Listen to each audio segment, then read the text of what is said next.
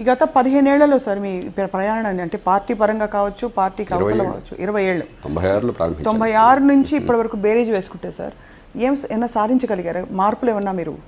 ఇప్పుడు దేశ చరిత్రలో ఇంకే ఉద్యమము ఏ సంస్థ సాధించిన మార్పును తీసుకొచ్చాం. సరిపోతాయంటే చాలు, కానీ అవసరం అంటే ఖచ్చితంగా అవసరం. చాలా ఉద్యమాలు దేశంలో మీరు చాలా గొప్పగా చెప్పుకునే వాళ్ళు ఒక్కటి సాధిస్తేనే జీవితంలో చాలా గొప్ప అని చెప్పి అనుకుంటుంటాం మనం. ఆ ఒక్కటి కూడా పూర్తి కాల. కానీ లోక్సత్తా సాధించిన విధంగా మీరు చూసినట్టయితే ఓటర్ల జాబితా ప్రక్షాళన దగ్గర నుంచి, నేరచరిత్ర వివరాలు బయటపెట్టి ఆ చట్టం తీసుకురావడం దగ్గర నుంచి, పార్టీ నిధుల చట్టం తీసుకురావడం దగ్గర నుంచి, పార్టీ ఫిరాయింపు నిషేధం దగ్గర నుంచి, కేబినెట్ సంఖ్యను కుదించడం దగ్గర నుంచి, సహకార సంఘాల స్వయంప్రతిపత్తి రాజ్యాంగ సవరణ తీసుకురావడం దగ్గర నుంచి, 99వ రాజ్యాంగ సవరణ, సుప్రీంకోర్టు హైకోర్టు న్యాయమూర్తుల నియామకం దగ్గర నుంచి, మరి ఆహార ధాన్యాల ఎగుమతుల నిషేధాన్ని తొలగించడం దగ్గర నుంచి, ఇట్లా 15-16 మౌలికమైన మార్పులను దేశంలో తీసుకొచ్చాం. కానీ ఇవి చాలా, ఇవన్నీ గేమ్ చేంజర్స్ కాదు. ఇవన్నీ చేస్తున్నప్పుడు కూడా నాకు స్పష్టంగా తెలుసు, ఈ దేశంలో మన రాజకీయ వ్యవస్థ పరిపాలన మారాలని చెప్పంటే ఈ గేమ్ చేంజర్స్ కాదు. ఆ గేమ్ చేంజర్స్ ఖచ్చితంగా వచ్చే 10-15 ఏళ్ళలో వస్తాయి. ఇంకా వేగంగానే చేయాలి, దానికోసం పోరాడుతున్నాం. కాబట్టి సాధించింది స్వల్పం కాదు. రెండోది, లోక్సత్తా భాష, లోక్సత్తా పదజాలము, లోక్సత్తా లక్ష్యాలు ఇవి ప్రారంభించినప్పుడు చాలా కొత్తవి. ఇవాళ అందరి నోటిన వినవస్తున్నాయి.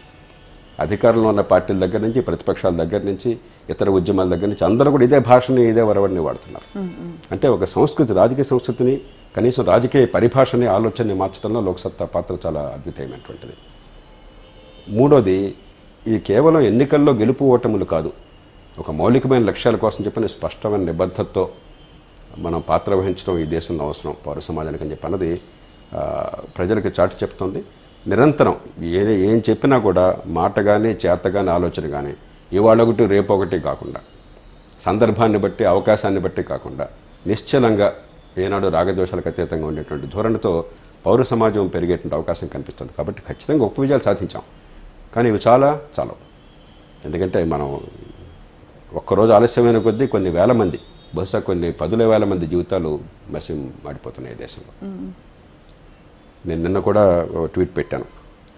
జికా వైరస్ 2,000 మందికి సోకి 2,000 మందికి మైక్రోసెఫలీ వచ్చింది. 2,000 మందికి పుట్టుకతో మెదడు లోపం వచ్చింది. అది ప్రపంచవ్యాప్తంగా పెద్ద క్రైసిస్ అనుకుంటున్నారు. రియో ఒలింపిక్స్ అంతా దాని మీద చర్చ జరుగుతుంది. మన దేశంలో ప్రతి ఏడాది 2 లక్షల మంది, అంటే రోజుకి 600 మంది పిల్లలు ఈ దేశంలో నివారించగలిగినటువంటి అవయవ లోపాలతో పుడుతున్నారు రుబెల్లా వైరస్తో.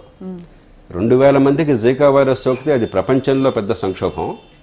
ఒక్క మన దేశంలో 2 లక్షల మందికి ప్రతి ఏడాది సోకుతుంటే మనం పట్టించుకోవట్లేదు. దీనికి టీకాలు ఉన్నాయి, దాని టీకా లేదు, దీని టీకా ఉంది. కాబట్టి ప్రతిరోజు ఆలస్యానికి దేశం ఎంత నష్టపోతుందో నాకు పూర్తిగా తెలుసు, అంకెలతో సహా. ఒక్కరోజు 600 మంది అదనంగా అందులో లేకపోతే గుండె జబ్బుతో వచ్చిన వాళ్ళు పుడితే అవసరం లేకుండా అది దాన్ని ఆపగలిగే శక్తిని కూడా, అది నిజంగా విషాదం. కాబట్టి అది దహించేస్తుంది మనందరిని, అలాంటి వాళ్ళని ప్రేరేపించేది అది.